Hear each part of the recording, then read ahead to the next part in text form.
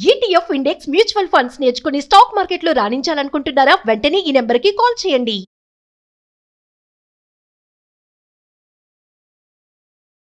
Job చేసుకోమని నా భర్తకి చెప్పండి, లేదా మళ్ళీ పెళ్లి చేసుకోమని మా నాన్నకి చెప్పండి.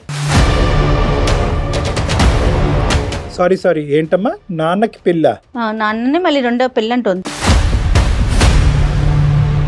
ఎంత ఉన్నతంగా ఆలోచిస్తున్నారు, ఎంత ముందుకు వెళ్ళి ఆలోచిస్తున్నారో చూడండి. మంచిదే, ఉద్దేశం కాదనట్లేదు.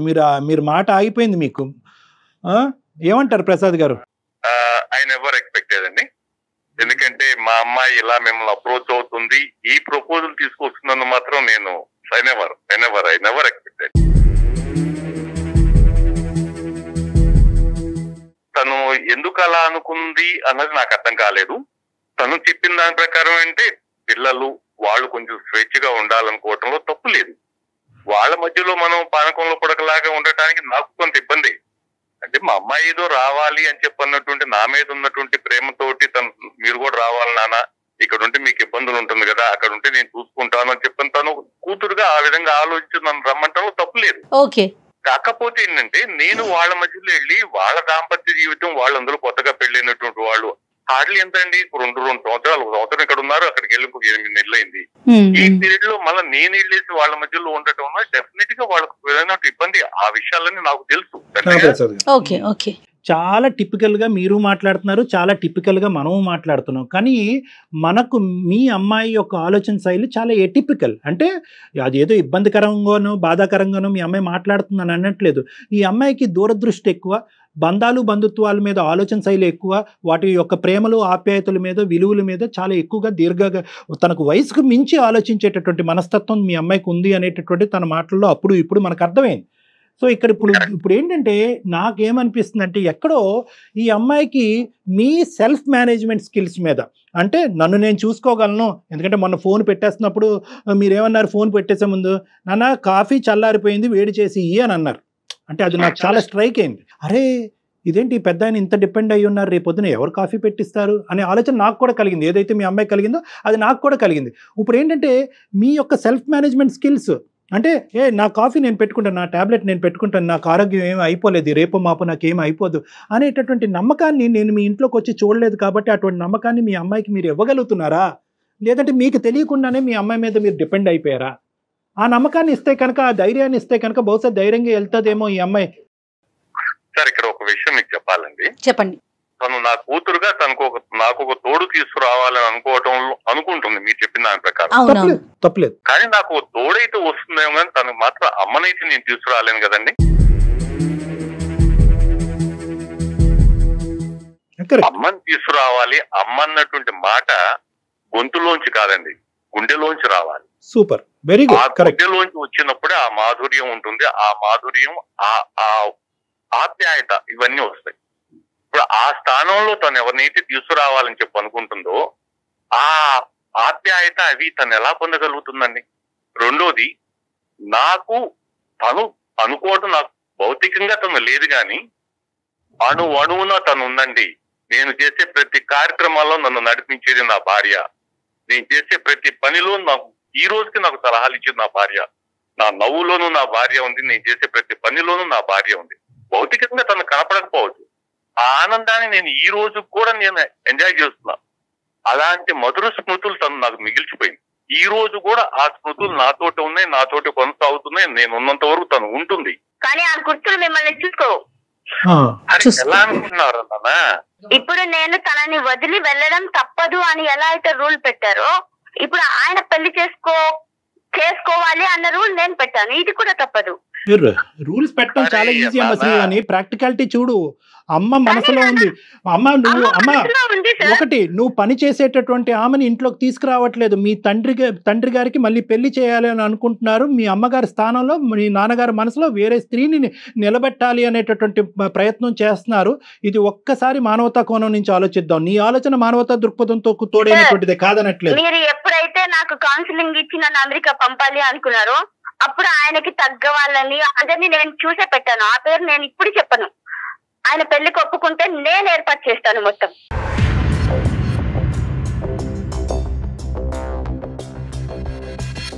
కాదు కళ్యాణ్ గారు, మారుతున్న కాలాన్ని బట్టి మారటంలో తప్పేముంది? అట్లా అనుకుంటే అసలు రెండో ఇష్యూ అనేదే ఉండదు కదా, అమ్మాయికైనా అబ్బాయికైనా రెండో పెళ్లి అనేదే ఉండదు కదా కళ్యాణ్ గారు. అమ్మా, ఇక్కడ ఆలోచించవచ్చు ఏంటంటే- కదా అటువైపు. నేను కూడా శ్రీవాణితో ఏకీభవిస్తున్నానండి. అంటే కాదు, ఒకటమ్మా, మనందరం ఏకీభవిద్దాం, కాదనట్లేదు. కానీ ఇక్కడ ఏంటంటే ప్రధానమైనటువంటి కర్త క్రియ ఎవరంటే కనుక ప్రసాద్ ప్రసాద్ గారు. ఆఫ్ కోర్స్ ప్రసాద్ గారు ఈ రోజు ఈ వయసు వచ్చి తల్లి భార్య లేనటువంటి పరిస్థితిని ఇన్ని సంవత్సరాల పాటు చూసిన తర్వాత ఈ రోజు ఏంటంటే, నేను ఇందాకటి నుంచి ఒకే మాట అంటున్నారు, ప్రసాద్ గారు, శ్రీవాణి గారు, జయ గారు ముగ్గురు వినాలి. ఈ సబ్జెక్ట్ ఎప్పుడు వచ్చింది లైవ్ లోకి? ఆఫ్ కోర్స్ ఈ సబ్జెక్ట్ ఎప్పుడు వచ్చింది?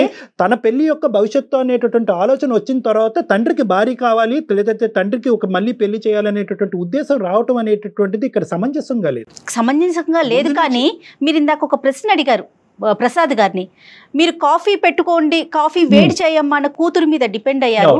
ఆ అనుమానమే ఆ అమ్మాయికి ఉంది. రేపటి రోజున నేను వెళ్ళిపోతే మా నాన్నని ఎవరు చూసుకుంటారు? నేను ఉన్న రోజులు సాఫీగా జరిగిపోతుంది. నేను లేను అంటే నాన్న పరిస్థితి ప్రసాద్ గారు, సెల్ఫ్ మేనేజ్మెంట్ స్కిల్స్ గురించి మీరు మీ అమ్మాయికి ఒక కాన్ఫిడెన్స్ ఇవ్వాల్సినటువంటి ఒక ప్లాట్ఫామ్ ఈరోజు చాలా బలంగా ఉంది. ఎందుకంటే కనుక అమ్మ, నువ్వు నాకు టాబ్లెట్ ఇవ్వకపోయినా, కాఫీ ఇవ్వకపోయినా, భోజనం పెట్టకపోయినా, హాస్పిటల్కి తీసుకెళ్ళకపోయినా, బయటకు నేను వాకింగ్కి వెళ్ళగలను, నా పని నేను చేసుకోగలను, నా కాళ్ళు చేతులు బాగానే పనిచేస్తున్నాయి. మీకు ఏమైనా దీర్ఘకాలికమైనటువంటి ఆరోగ్య సమస్యలు ఏమైనా ఉన్నాయా ప్రసాద్ గారు? ఏమీ లేవండి. భగవంతుడు దయ వల్ల, మా ఆవిడ నాతో ఉన్నటువంటి ఆ సపోర్ట్ వల్ల నాకు ఎలాంటిది లేదు. నేను ఈ రోజు కూడా I'm retired from Indian army, but I'm not tired from the life. Still ఎందుకో తెలుసా నాన్న, నేను నీతో ఉన్నాను కాబట్టి, టైంకి అన్ని చూసుకుంటున్నాను కాబట్టి. అదే నేను లేనప్పుడు అసలు రాత్రి నీకు నిద్ర పడుతుందా? ఎందుకు పట్టట్లేదు? టాబ్లెట్ ఎందుకు అడుగుతున్నావు నన్ను? సార్ మీరేమనుకోండి, మీ సమక్షంలో నేను నాన్నతో మాట్లాడాలి. తప్పకుండా డైరెక్ట్ గా మాట్లాడలేను. మాట్లాడండి శ్రీవాణి. చెప్పు నాన్న, ఈరోజు నాకు ఒక సొల్యూషన్ ఇవ్వు. ఒకటి నాన్న, జీవితం అన్నటువంటి పడవలో 30% పయనించినటువంటి వాడిని, ప్రయాణం చేసినటువంటి వాడిని నేను. జీవితం ఇప్పుడు మొదలయ్యేదానివి నువ్వు. అనుభవంతో మాట్లాడుతున్నటువంటి వాడిని నేను, ఆవేశంతో మాట్లాడుతున్నటువంటి దాని నువ్వు. అమ్మా, నీవు ఇవన్నీ చూసా. ఈ రోజు నువ్వు నాకు ఒక పెళ్లి చేయాలనుకుంటున్నావు, ఓకే, నీ ఆలోచనలో. రేపటి రోజున నేను ఆవిడ వచ్చినటువంటి వాడిని ఆవిడికి నేను సంజాయించలేక, నీకు ఇది చెప్పలేక నువ్వే అంటావు, మా నాన్న నాతో బాగుండేవాడు ఇప్పుడు మారిపోయాడు. లేదు నాన్న, ఇంచుమించు నాకు నా భర్తతో ఉన్న కాన్వర్జేషన్ ప్రకారం నువ్వు పెళ్లి చేసుకుంటే నేను ఎప్పుడు నీ దగ్గరికి రాను. నేను అదే అన్నాను తల్లి. అలా కాదమ్మా, రేపు నా పరిస్థితి, తను వచ్చినటువంటి ఆమెని తనకి న్యాయం చేయలేక నన్ను ఆప్యాయంగా చూసుకునేటువంటి కూతురికి నేను దూరం అయిపోయి ఇప్పుడు ఆమెతో ఏమంటారు హ్యాపీగా ఉండలేను కదా. నేను నిన్ను పిల్లలు కనమని ఇవన్నీ చెప్పట్లేదు నాన్న, నీకు ఒక తోడు కావాలి. దానికి తగ్గ ఆమెనే చూశాను. నేను ఇప్పుడు ఆ పేరు చెప్పను, నీకు కూడా ఇష్టమే అంటే అక్కడ కూడా నేను చూసుకుంటాను. ఒక్క మాట, నీ మాటలు నేను ఇన్ని విన్నాను కదా, ఆయన మాటతో అన్ని ఒప్పుకున్నాను కదా నా కోసం. అరే నువ్వు ఒక్కసారి నేను ఇప్పటికీ అంటున్నా, ఆవేశంతో నువ్వు నిర్ణయాలు తీసుకుంటున్నావు, అప్పుడే చెప్పాను నీకు. ఇప్పుడు నా పెళ్లి చేసుకోవడానికి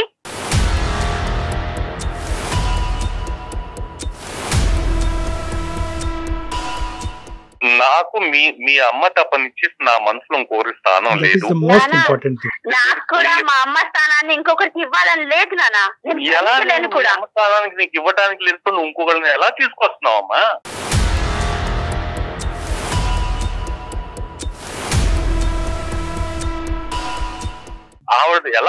నువ్వు ఎలా అమ్మాయిని మనస్ఫూర్తిగా పిలవగలుగుతావు? రేపు ఆమె వచ్చినట్టు ఆమె తన బంధువులు, తను నా భార్య నాతో ఉండాలి, నన్ను పట్టించుకోకుండా తన కూతురనే అనుకుంటా. ఎప్పుడు చూసినా తన కూతురే అనుకుంటా, నన్ను పట్టించుకోవడం లేదు.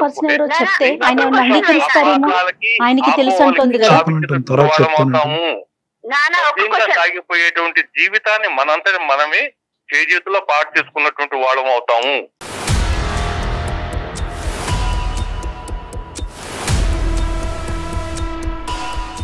శ్రీవాణి గారు, ఒక్కసారి పోనీ ఏదైనా అవకాశం ఉంటే, మీరెవరో ఒక పర్సన్ని చూశారు, నాన్నగారికి తెలుసు అంటున్నారు ఆవిడెవరో, ఒకసారి చెప్పి చూడండి, ఏమన్నా ఆయన మనసులో ఒక ఆలోచన వస్తుందేమో కనీసం. నేనేం ఆలోచిస్తున్నానంటే మళ్ళీ నాన్న మొండికేసినప్పుడు ఆ పేరు ఎందుకు బయటికి రావడం అని ఆలోచిస్తున్నాను. అమ్మా ఇప్పుడు let us not go through అసలు ఎంత స్పీడ్ గా ఆలోచిస్తుంది చూడండి కళ్యాణి గారు. నువ్వు ముహూర్తాలు పెట్టడం ఒకటే తక్కువ, బహుశా ముహూర్తాలు పెట్టాక మాకు ఈమెయిల్ పంపించుంటే బెల్లగి ఉండేది కాదా సార్. అది జరిగిన వీళ్ళ పెళ్లి జరిగిన మరుసటి రోజు నా ఫ్లైట్ కూడా బుక్ అవుతుంది. కాదు శ్రీవాణి, ఒక్క నిమిషం అన్న, ఒక్క నిమిషం. నేను ప్రసాద్ గారు కూడా అట్లానే అంతే కంప్యూటర్ లాగా పాస్ట్ ఉంటున్నాయి. తర్వాత జరగబోయేటువంటి అనర్థాలు అది ఆలోచించలేకపోతున్నా. ఏమి జరగవు నాన్న, నీ వయసుకి తగ్గ వాళ్ళనే ఇస్తాను, ప్లీజ్ నన్ను నమ్ము. అలా కాదమ్మా, నువ్వు ఎలా అర్థం చేసుకుంటున్నావు నాకు ఇప్పటికీ అర్థం కావట్లా. మెయిన్ అనువను అమ్మ ఉండడం కాదు అక్కడ, నువ్వు సమాజానికి భయపడుతున్నావు. నాకు అమ్మ చనిపోయినప్పుడు సమాజం ఏం చేయలేదు నాన్న, మా నాన్న నన్ను పెంచాడు. శ్రీవాణి ఒక్క నిమిషం అమ్మా, ఒకే ఒక పాయింట్, మనం ఎక్కడో చోట ఒక కొలిక్కి రావాలి, ఒక కంక్లూజన్కి రావాలి. ఇక్కడ నీ భర్త నచ్చక ఇక్కడ ఉంటానంటున్నావా, నాన్నని వదలలేక వెళ్ళనంటున్నావా? నా భర్త అంటే నాకు చాలా ఇష్టం సార్. నాకున్న ప్రాబ్లం మెయిన్ గా చెప్తున్నాను, అందరూ ఓవర్ యాక్షన్ అనుకోండి, ఏమైనా అనుకోండి, నేను నాన్నని వదిలిపెట్టి వెళ్ళలేను. అందుకే నా భర్తనైనా చెప్తున్నాను కదా, నేను ఎవరిని వదులుకోలేను. కానీ ఇందాక అన్నావు కదమ్మా, బంధాలు బంధుత్వాల గురించి నెగిటివ్ గా మాట్లాడి వాళ్ళ తల్లిదండ్రుల్ని ఇక్కడ అడుగు పెట్టినటువంటి ఒక భర్తతో పాటు నేను ఎలా ప్రయాణం చేయనండి అనే మాట అన్నావు కదా. రేపొద్దున నువ్వు అక్కడికి వెళ్ళిన తర్వాత ఆ అబ్బాయి వ్యక్తి మొత్తం కుటుంబ సభ్యులను అందరినీ దూరం పెట్టి బంధాలని బంధుత్వాలని అన్ని దూరం పెట్టేటటువంటి వ్యక్తిగా నీకు కనిపిస్తే, ఈ రోజు నువ్వు ఏదైతే చూసి భయపడుతున్నావు అది నిజమవుతే ఏం జరగబోతుంది అక్కడ? సార్ నా ట్రస్ట్ లో నేను ఎంతో మందిని మార్చుకున్నాను సార్. మీరు నాకు ఎలా అయితే కౌన్సిల్ ఇచ్చారో నేను చాలా మంది కౌన్సిలింగ్ ఇవ్వగలను. నా భర్తను నేను మార్చుకోగలను.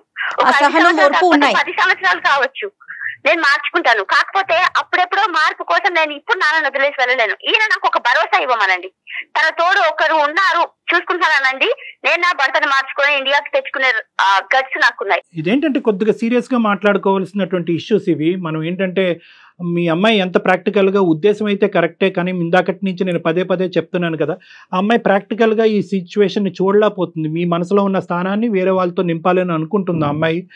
మీరిద్దరు తర్వాత ఎలా కలిసి ప్రయాణం చేస్తారు, మీరిద్దరూ కలిపి ఆ అమ్మాయికి మీ ఆడపిల్లకి ఎలా చూసుకుంటారు, ఆడవాళ్ళిద్దరు బంధుత్వం ఎలా ఉంటుంది, తల్లి కూతురులా ఉంటారా లేదంటే ఇంకో విధంగా ఉంటుందా అని మీరు చెప్పినటువంటి ఎగ్జాంపుల్స్, నేను చెప్పినటువంటి ఎగ్జాంపుల్స్లో లాంగిట్యూడినల్గా ఆ అమ్మాయి చూడలేకపోతుంది.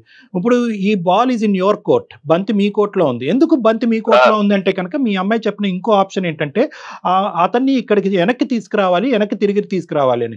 కానీ అతని ఆలోచన శైలి, అతని వ్యక్తిత్వం, అతని ఉద్దేశం చూస్తే కనుక ఇక్కడ ఈ భూమి మీద మళ్ళీ ఈ దేశంలో మళ్ళీ అడుగు పెట్టేటటువంటి వ్యక్తిత్వంలో నాకు కనిపించట్లేదు. సో ఓన్లీ మనకు ఉండేటటువంటిది ఒక ఆప్షనే.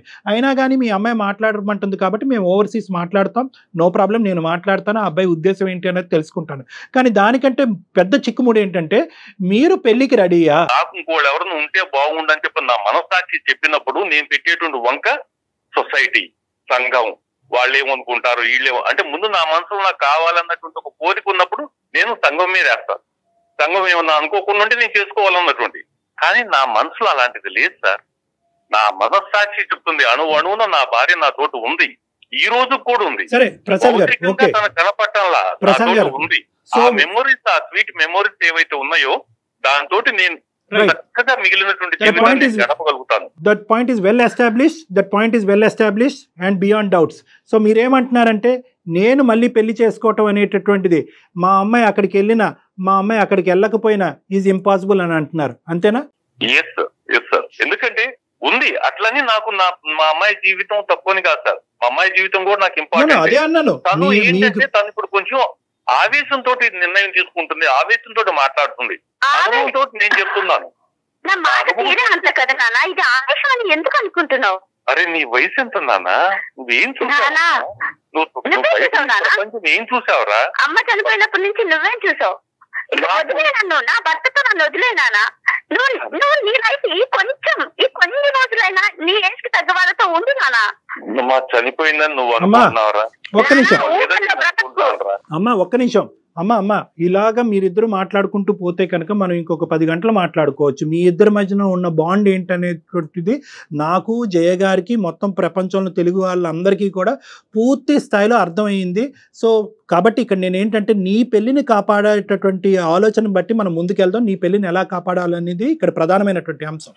మీరు ఒప్పుకుంటే ఒక్క నిమిషం ఉండమ్మా, నాన్నకి మళ్ళీ పెళ్లి చేయటం అనే కాన్సెప్ట్ దయచేసి తీసి పక్కన పెట్టు. అతను అది ఇంపాసిబుల్ అనే పదం వాడారు, అయినా కానీ బలవంతంగా తీసుకెళ్లి అతనికి ఎవరికో కట్టబెడితే కనుక మీ నాన్నని సుఖపెట్టేదాని అవ్వవు కదా, ఇబ్బంది పెట్టేదాని అవుతావు. నీ జీవితం తర్వాత ఎలా ఇబ్బంది అవుతుంది అనేటటువంటిది వేరే అంశం. ఎందుకంటే కొత్తగా వచ్చిన తల్లి పాత కూతురుతో జీవితాలు ఎలా ఉంటాయి అనేది నాకైతే తెలియదు. కానీ అతను అనవసరంగా ఇష్టం లేనటువంటి పెళ్లిలోకి తీసుకెళ్లి అతని జీవితాన్ని కష్టపాలు చేయొద్దు. ఎందుకంటే అతనికి ఈ మాత్రం నిర్ణయం తీసుకునేటటువంటి హక్కు అతనికి ఒక తండ్రిగా అతనికి ఉంది. అతను ఇంపాసిబుల్ అనే పదం వాడాడు కాబట్టి దయచేసి అది పక్కన పెడదాం. పెళ్లి వద్దు అనుకుంటే 2 నిమిషాల పని, సంతకాలు పెడితే కనుక 6 నెలల లోపల డైవర్స్ అయిపోతుంది. అది ఇక్కడ నా ఉద్దేశం కాదు. పెళ్లి కాపాడాలనేటటువంటి ఉద్దేశం నాకు చాలా బలంగా ఉంది, మీ నాన్నగారికి చాలా బలంగా ఉంది. కాబట్టి ఇక్కడ ప్రధానంగా నువ్వు కొద్ది కూల్ అండ్ కామ్ మైండ్తో ఆలోచించాలి.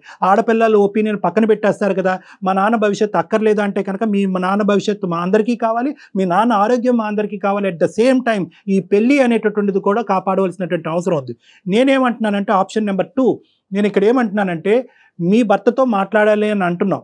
దాంట్లో హోప్స్ నాకు తక్కువ ఉన్నా కూడా మాట్లాడేటటువంటి ప్రయత్నం చేస్తాను. ప్యారలల్గా ఇద్దరితోని మాట్లాడతాను. ఆ అబ్బాయి ఎందుకు అంత కఠినమైనటువంటి నిర్ణయం తీసుకున్నాడు, 2 ఇయర్స్ తర్వాత కూడా మీ ఫాదర్ వద్దు, 5 ఇయర్స్ తర్వాత కూడా మీరు ఈ ఫాదర్ వద్దు అనేటటువంటి మాట బహుశా బ్యాక్గ్రౌండ్లో వేరే మాటలు, వేరే సందర్భాలు, వేరే ఆలోచనల వల్ల బయటకు అలా వ్యక్తపరుస్తున్నాడా అనేది చిన్నపాటి డౌట్ నాకు ఉంది.